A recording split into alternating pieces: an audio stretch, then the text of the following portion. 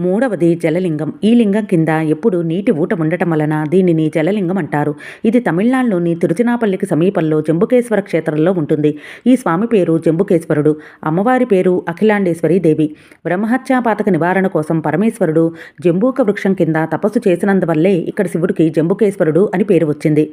నాలుగవది అగ్నిలింగం. తమిళనాడులోని అరుణాచలంలో తిరువన్నామలై క్షేత్రంలో అగ్నిలింగం ఉన్నది.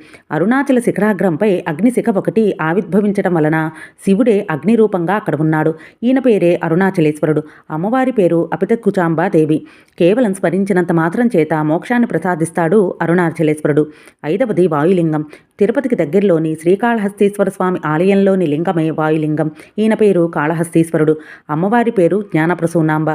సాలెపురుగు, పాము, ఏనుగులకు మోక్షం ప్రసాదించిన క్షేత్రం. ఈ పంచభూత క్షేత్రాలను జీవితంలో ఒక్కసారైనా సరే దర్శించాలి అని చెప్తారు మన పెద్దలు.